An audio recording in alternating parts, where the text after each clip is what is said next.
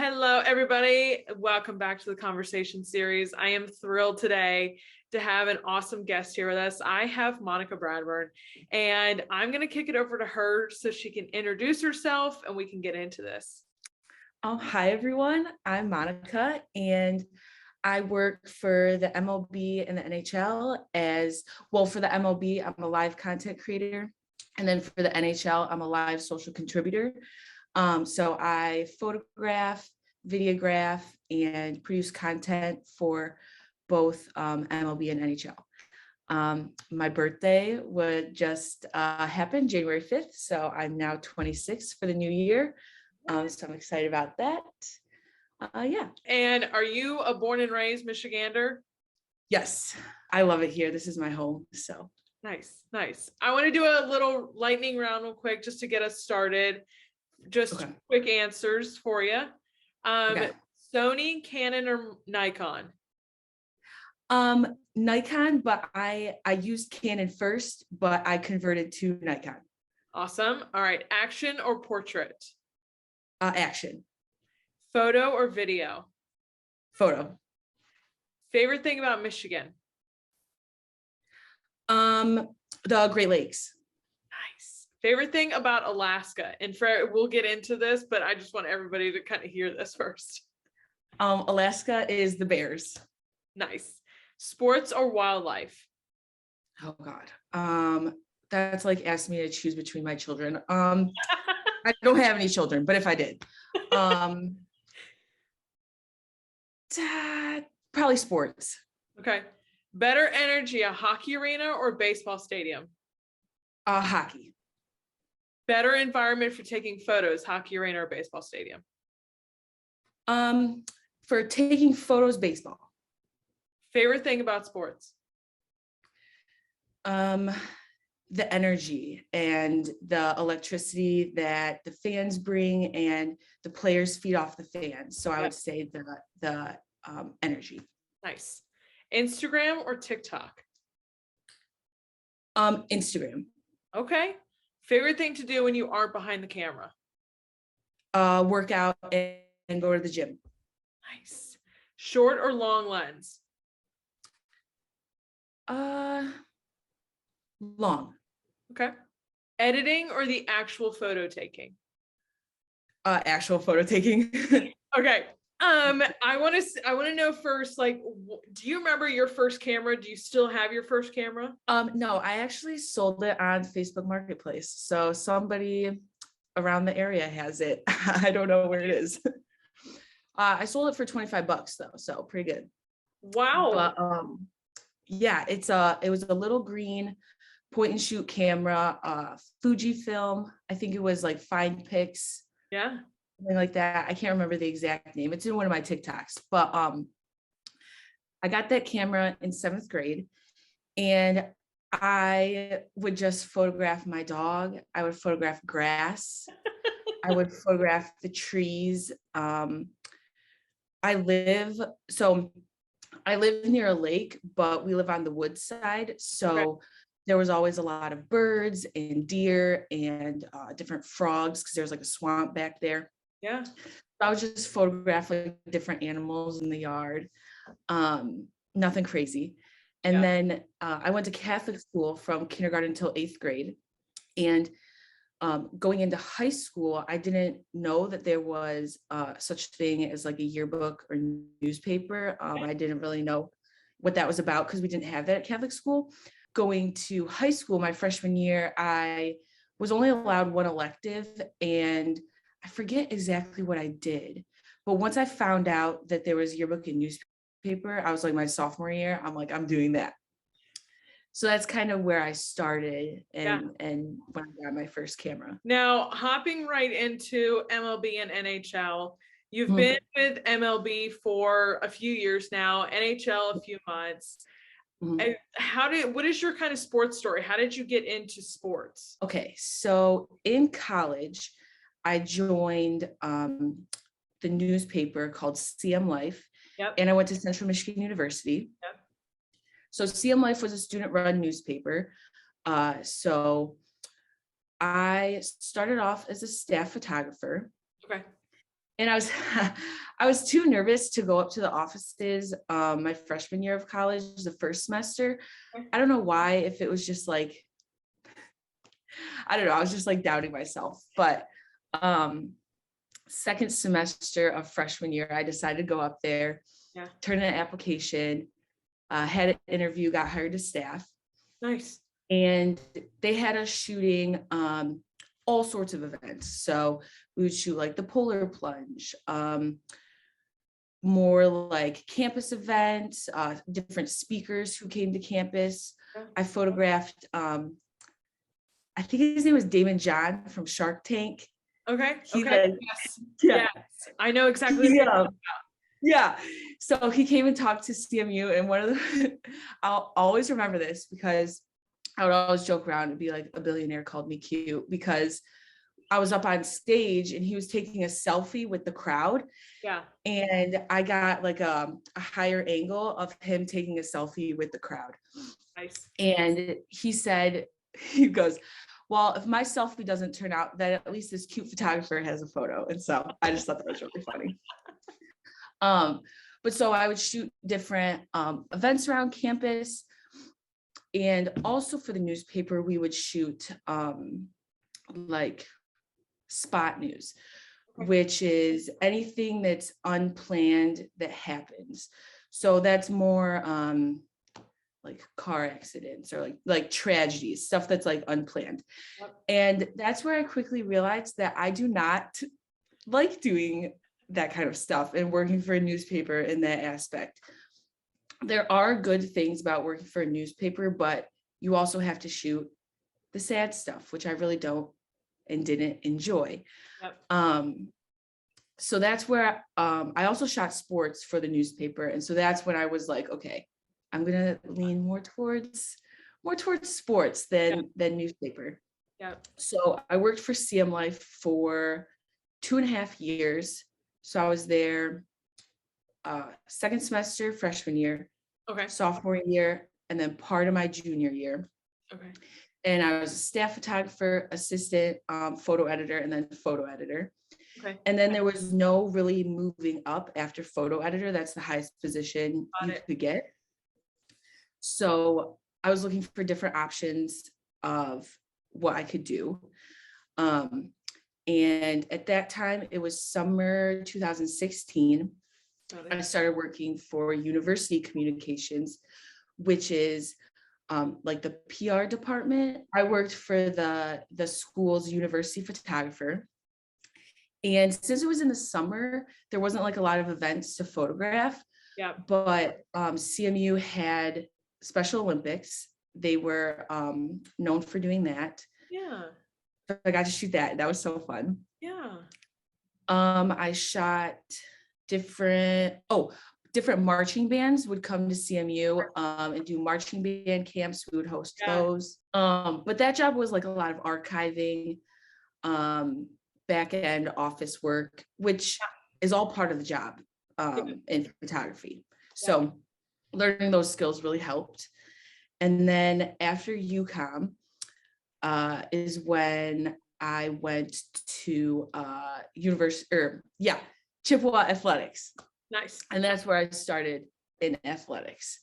And then I don't know if you want me to bring this up now, because technically before athletics, I went to Alaska. So I was just going to ask you that on the flip side of that, on the flip side of your sports coin is you went to Alaska.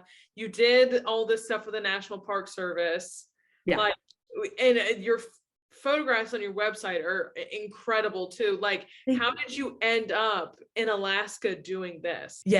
So the Alaska Internship was designed and brought about by the Central Michigan University photojournalism advisor.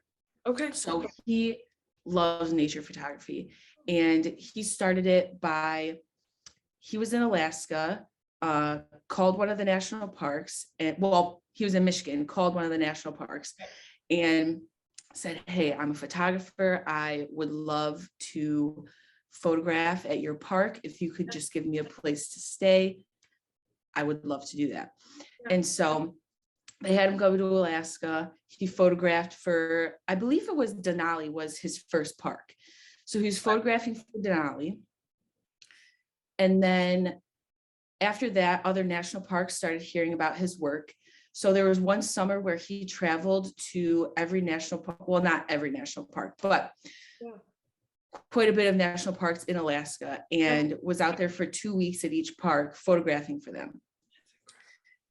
He has a family back in Michigan, kids and a wife and everything. And so it became a lot for him. And he's like, why don't I turn this into a summer internship program where I can send students to these national parks to work for them? So that's what ended up happening. He hand selects students. So you either have to be a junior or a senior. To go, and he chooses a national park that he thinks would suit you. So he asked me if I wanted to go to Kenai Fjords National Park the summer of 2017. And at first I was like, I wanted to do it, of course, but I had never done anything like that in my life. I've never gone to any place like Alaska.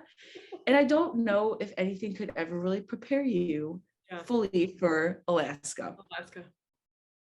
It's absolutely beautiful, absolutely insane. So ended up going to Alaska. I lived in Seward. And so Kenai Fjords National Park is in Seward, Alaska. And so that's where I was based. Part of it was I also worked for the Ocean Alaska Science and Learning Center. And so the Ocean Alaska Science and Learning Center covers every national park that's like on the coast. So anything that involves the ocean is what they do. And so one of the projects that they were working on was this project called Changing Tides. And Changing Tides is a project between coastal brown bears and intertidal invertebrates, and how much the bears utilize the intertidal invertebrates. So intertidal invertebrates include clams, mussels, and barnacles. And they were worried that if there was like another oil spill or the intertidal invertebrates were to die off, what does that mean for the bears? But so the project, there was two parts. Bear captures and bear observations. So bear observations was, like I just said, we were out in the sedge meadows. The researcher, her name was Joy.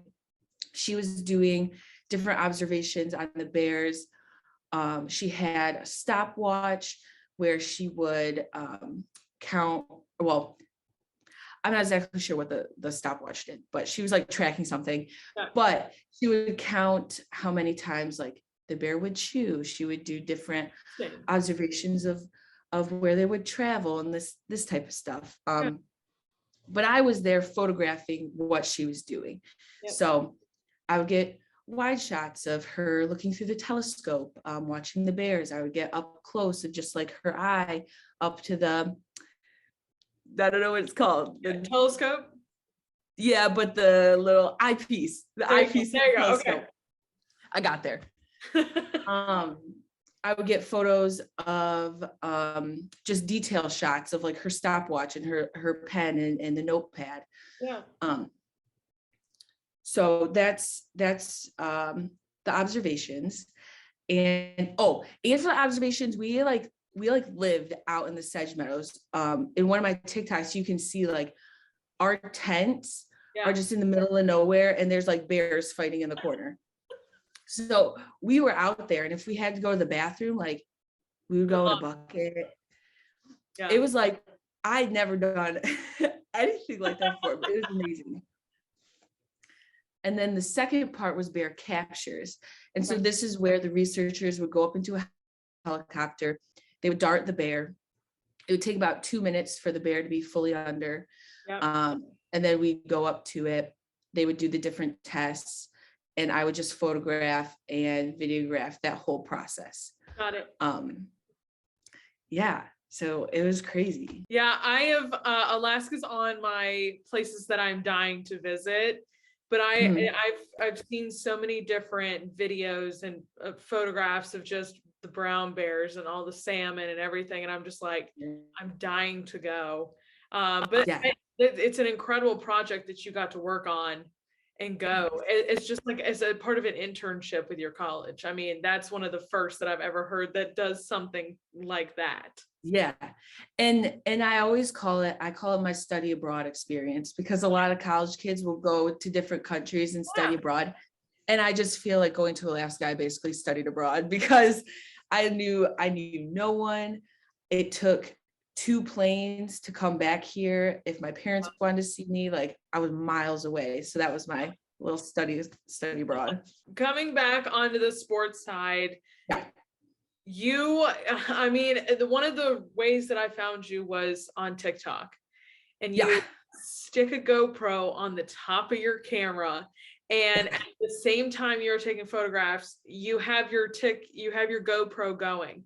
How did you Mhm. come up with that concept? Because I've truly never seen somebody else put that together to kind of show everybody their work and what it kind of looks like. It actually started in college. That same professor who sent me to Alaska, Yeah. one of our final assignments in college was we had to make a personal vision video.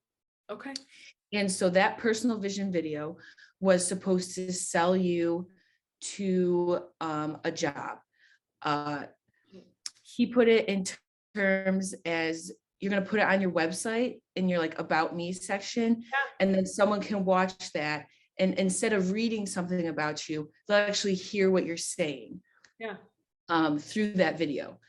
So he said you can do whatever you want, but you just have to be talking about you and your passion and what you want to do.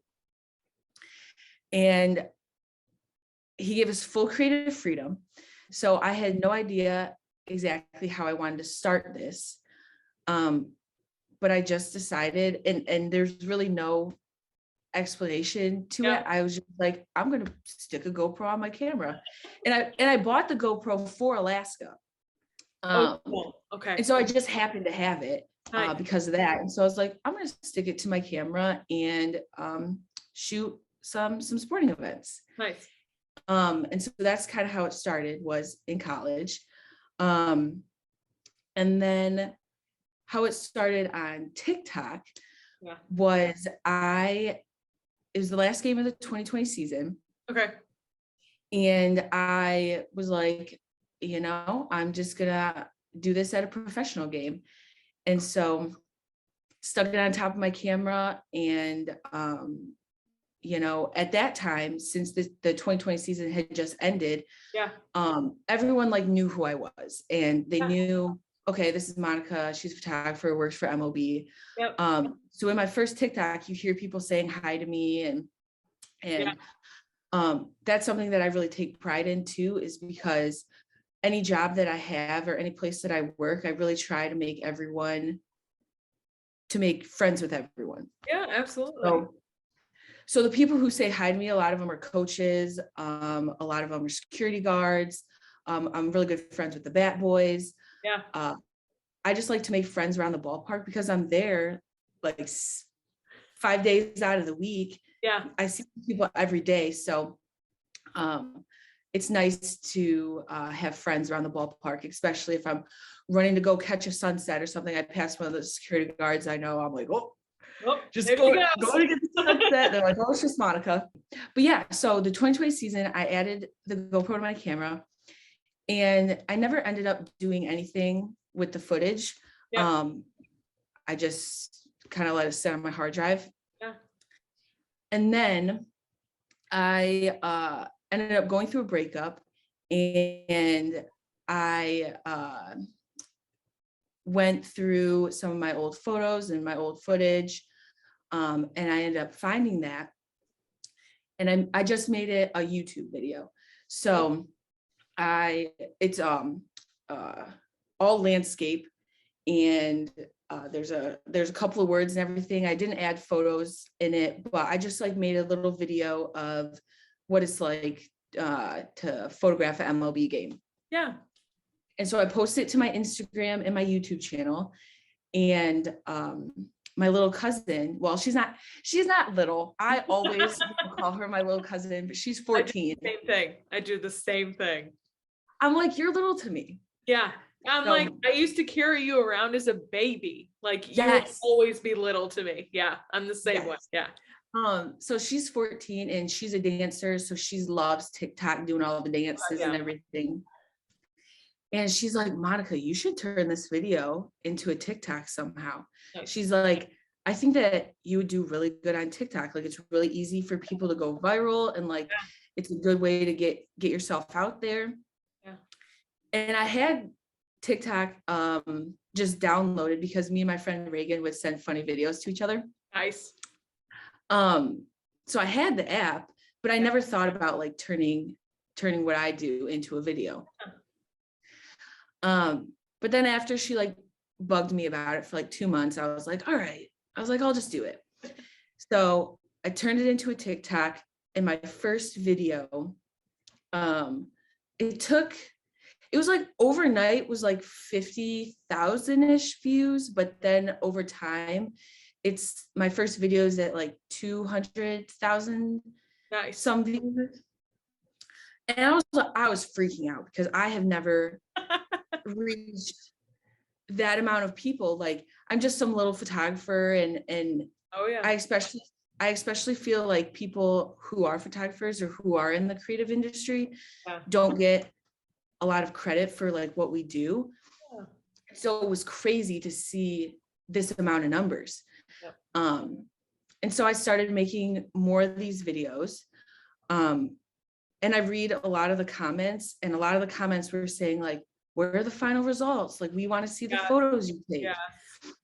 So then I was like, all right, let's just add them into the video. So then I started adding the photos that I take into my TikTok videos as you see it on the screen. And so that's like how I kind of started. It's so cool. It's a different way to look at it too, because I just don't think most people think to actually show the product while you're doing it. So it was a really like fresh perspective to put in a TikTok, you know what I mean? Like in a TikTok video. So I was like, I love this. I love the outlook, and I love the interaction you get to see too, like you were saying, with everybody around the ballpark. It's a really cool way to look at it. Now, I have been at baseball games. I've been going to hockey games for 20 years of my life. Which is scarier, being behind the glass at a hockey game or being near the bullpen or behind the net at a baseball game? I think it's definitely hockey. Okay. So far. See, they're both scary in different ways. Okay. Hockey is scary because it's very fast paced. Yeah. And it's mostly scary during warm-ups because the pucks are flying everywhere. It's like 15 minutes of pure fury. And so that's why I get terrified, especially with that little hole. Oh God, yeah. The chances of it going in the hole are very slim. And I did Google this before I accepted the job. I Googled like how many photographers have been hit by a puck through the hole. I only saw one video of a guy getting hit. So I was like, all right, this is it. The chances are slim, but it's still there. Yeah. But I've learned, when I'm not exactly sure of all the terms, so sorry if I say some things wrong. Good. But during warm-ups, they'll just do like some practice shots, but then they all get in a line and they just all start shooting quickly towards the net. I'm not sure what that's called, speed shooting or something maybe. But I know when that happens, okay, I'm going to shut my hole and I'm just going to use my phone, because the NHL and the teams also like phone video. Yep. So during that time, I'll be like, okay, I'm just going to shoot on my phone through the little glass. Yep. Because if you hold your phone up to the glass, it's not like blurred or it's not anything. Bad. So I've learned when to open and close the little hole. Nice. I know, just like when they're warming up too, and that puck, well, even during the games, that puck hits the boards and it sounds like a gunshot. It really does. Yeah. And it's scares the ever living shit out of you to the point where you're like, I hate this so much right now. Yeah, I never want to get hit by one of those. No. I can't ruin the pearly whites. That's what I'm saying. We're season ticket holders. Our team is the Carolina Hurricanes. So when we're far enough up that the chances of us, like, we're kind of half net. So the chances of us getting hit by a puck are slim because we're high up in the 100s, but we're like, it's still not impossible. Yeah, but it's never a no. It's never. You never know. And like with baseball, it's easier to predict. Yeah. You know, you can predict if there'll be a foul ball on the right side or left side, depending on which way the batter hits. Yep. Yeah, mostly just foul balls you gotta watch out for. Yeah. Or if it goes up and hits the net, sometimes it'll roll and hit the net and then come into the photo well. Okay. Then all of us in the photo well are like taking shelter because we don't want to get hit. There's been a couple close calls, but I've never been hit. One of my close friends in Arizona, she got hit. It was got hit by a foul ball and she got a concussion. So yeah, it's like pretty dangerous, but just being aware of your surroundings. And yes, personally, I don't think the shot is worth it. So I don't want to be concussed or hit or anything. So every time I'm just like duck and cover. Yeah. Your work as a photographer, you've been on MLB, you've been on NHL, you've been on several teams, social media platforms. When you see stuff like that, like, can you put into words what that feeling is when you see that? Yeah. So recently, I was just on the NHL's TikTok account. Yes. And I know they have like 1.6 million followers. Yeah. Which doesn't necessarily mean that 1.6 million will see the video. Yes. But I thought I was like, that's Monica. I know that's Monica. You can tell from the opes and the gasps. Yes. Yeah, I don't know. My bosses at the NHL, they reached out to me. I actually got a text, and I usually wear my Fitbit watch, and so my text will come up on my watch. But it's only part of the text, so it doesn't fully say what they're saying. So I was looking at my watch, I got a text, and it's like, hey Monica, your TikTok or your hockey TikTok came up on my For You page, and like that was it. And I was like, oh God, I'm in trouble. I just always think of the worst, or I'm like, oh God, I'm gonna get in trouble for this. But then opened up my phone and it was like, hey Monica, your TikTok came up on my For You page. We were wondering, or we loved it, and we were wondering if you'd be interested in making one for the NHL account. And I was freaking out. I was like, I called my mom into my room. I was like, Mom, you'll never believe this. So she was like, oh, that's crazy. And so that game was the New Year's Eve game that I shot. And it was pretty good. It was a pretty good game. The Wings only had one goal, and then the Capitals, I know I'm going to pronounce his last name wrong. I already know it, but I think it's pronounced Ovechkin. You're close. Ovechkin. Okay. You got me. Ovechkin. He scored that game. He scored the most power play goals in all of NHL history.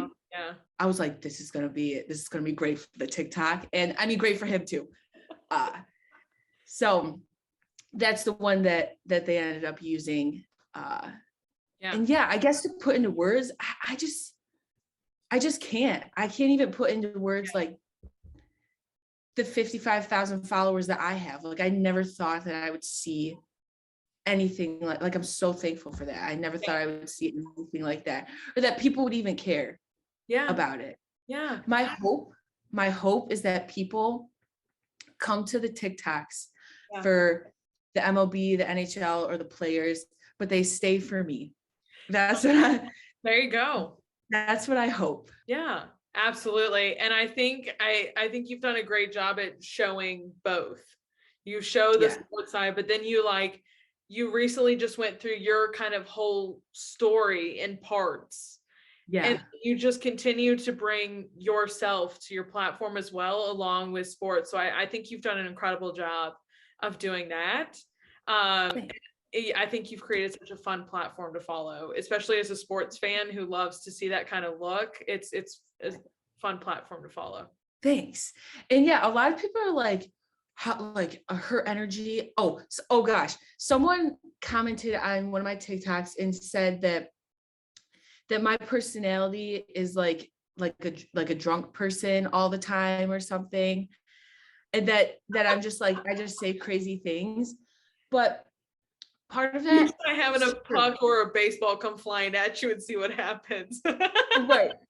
Part of that is true, but so I live an hour away from Detroit. So anytime Okay. I go in to shoot a game, I drive. Okay. And driving long distances makes me very tired. And so I Yeah. always drink an energy drink on the way to the ballpark. Got it. So then once I get to the ballpark, I'm all hyped up. And so that's part of the reason why I'm also so crazy in my Yeah. TikToks is because I'm very caffeined up. Oh god, yeah. Do you have a favorite memory as being a sports photographer? So this was the 2020 season during spring training. Um, one of the players hit a foul ball into the dugout. Okay. And this was, I forget who they were playing, but it was the Diamondbacks and they played somebody else. Okay. And I had just worked for the Diamondbacks, so a lot of the players remembered me from when I worked there. Yeah. So I was in the photo well on the Diamondback side, and one of the players hit a foul ball into the dugout. And Ildemaro Vargas got the foul ball, Yeah. came up, gave it to me, and goes, "For you." And I was like, "Thanks." Thanks. So I just set it to the side, and I just love like the little goofy moments like that. And sometimes I'm lucky enough to like catch them on my GoPro. Yeah. Just like the one that this is like the one that went crazy viral. It has like 1.4 million views. Yeah. One of the players on the Boston Red Sox, they were talking to me about anime and like my tattoo, and we started talking about Alaska and like that kind of stuff. And I just think it's fun to be able to talk to them and get to know their personalities, because when I do that, then I can like see how they like act on the field, if that makes sense. Yeah. So like in Tigers, for the Detroit Tigers, Jonathan Scope and Miggy, they're like the best of friends. Yeah. And so I know that whenever they're together, they're going to be up to some shenanigans. They're doing something funny. Yeah.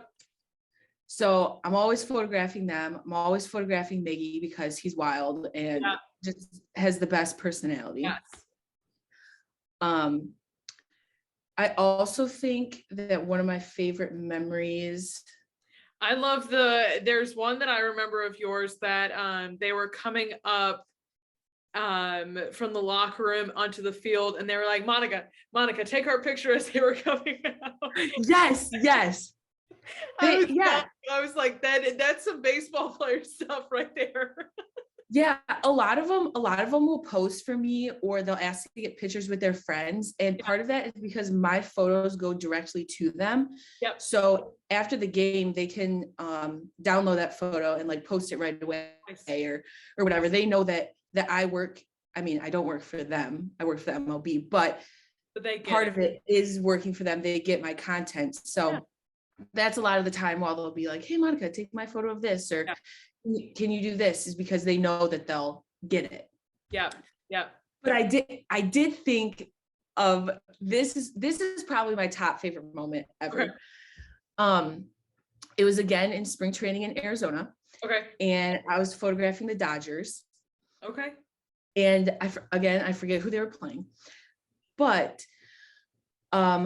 one of their pitchers, I think it was first time pitching for the Dodgers. Okay. Either just got traded, or Got it. I forget exactly, but there was a specific request to make sure that I get warm-up photos of this pitcher. Okay. Okay. It was David Price, I believe. That sounds about right. Okay. I know his last name was Price. Pretty sure first name David. So at spring training, this was before COVID, so Yeah. all the Dodgers fans Oh God, yeah. were there. It was like a sea of blue.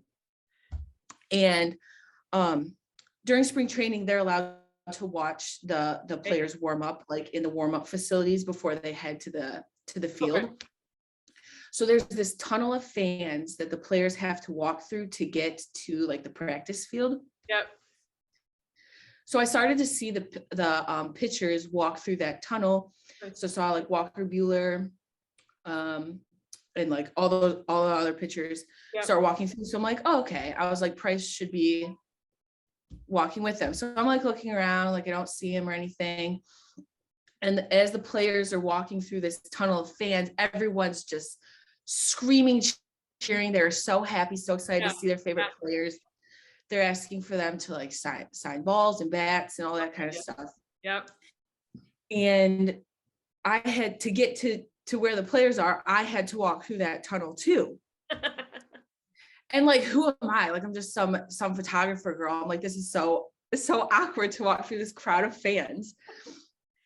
So I'm like waiting for all the pitchers to go through, and because also fans were taking photos of them, and I didn't want to be in the background of their shots. Like that's one of my, and I know I'm probably in the background of a million shots, but that's like my worst fear is like I'm in the background like looking dumb or something.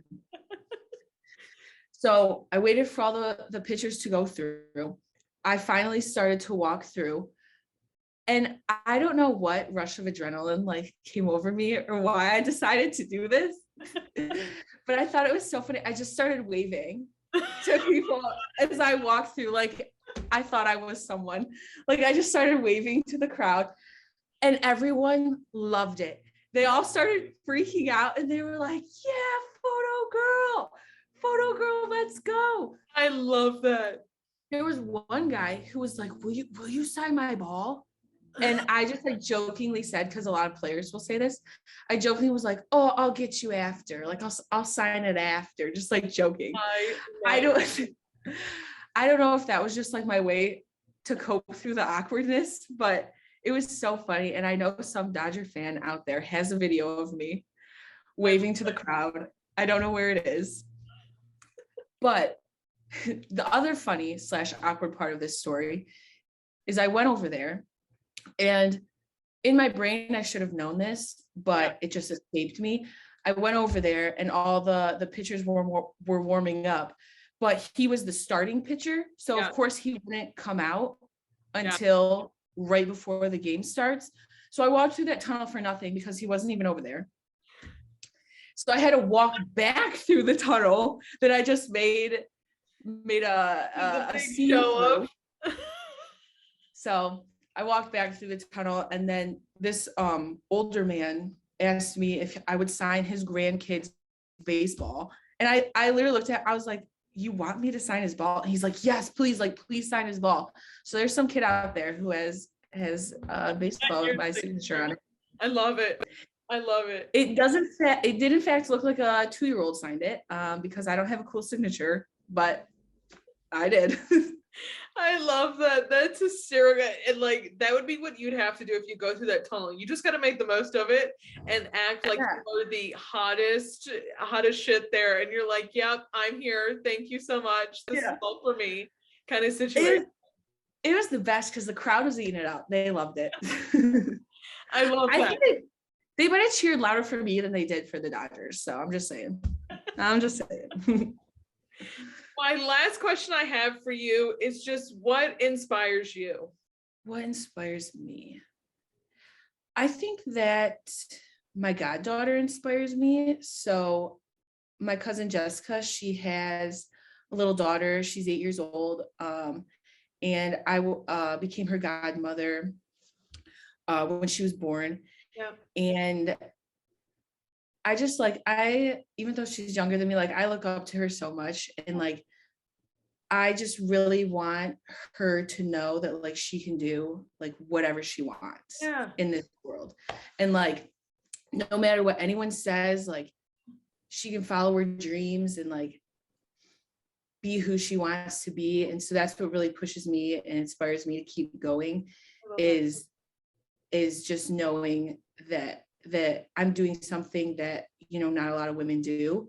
And I hope that inspires like other female photographers too, because in this industry, there is a lot of males. I've noticed that there has been a lot of female representation lately, which is really awesome and amazing. So I'm excited to see where that goes. But yeah, I think that other female photographers inspire me. My goddaughter, the younger generation, inspires me. Yeah. Nice. I love that. I think the same way with my younger cousins, who are truly like 17 years old, so they're not really younger.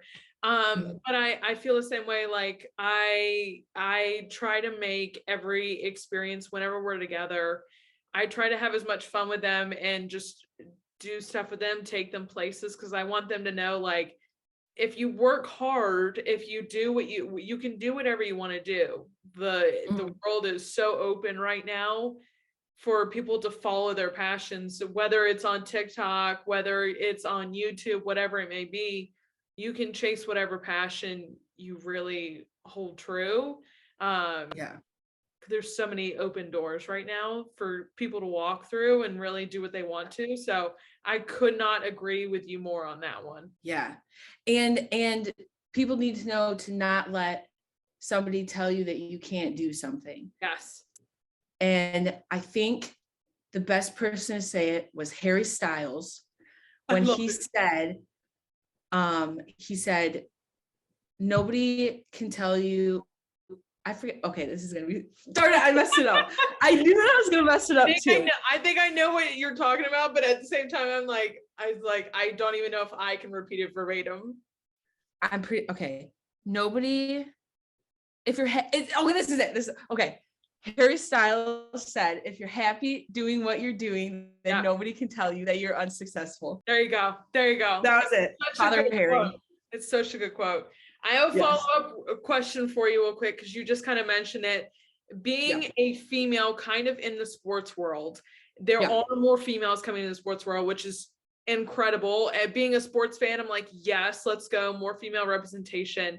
What has kind of your experience been like? You've gotten a taste of baseball, you've gotten a taste of hockey, two very different environments, but what is your kind of feel for females being in the sports industry right now? Personally, I haven't really had any struggles. I know that some organizations may be different, but every single organization that I've ever worked for in sports has always treated me with respect and you know, the same that they would treat a male. So I mean, for me, it's been really good. I haven't had any struggles or anything. And I've had a lot of support too from my male coworkers. Nice. The MLB Cup 4, they did a feature on all of the female LCCs that work for the MLB. Very cool. There was the Tigers. This was during Women's History Month. They also did the Tigers. They did a feature on female photographers and creators during Women's History Month. And so I think a lot of people are really accepting of that.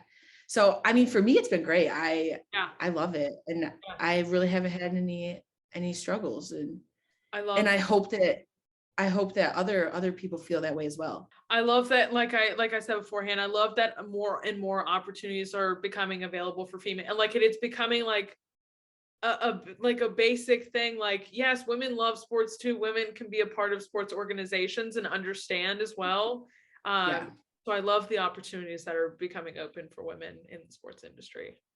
It's like a massive, like, yes, stand up and cheer kind of situation. Yeah, it's awesome. Yeah, awesome. Monica, thank you so much for coming on and being a guest. I loved getting to hear all of this with you, and I appreciate you coming on. And I can't wait. I can't wait to see more of your TikToks. And if you do not follow Monica on social media, all of her socials will be linked down below. You can go follow her TikTok and her Instagram. And as always, I will see you guys back here next time. Bye, y'all. Yeah, thank you so much for having me.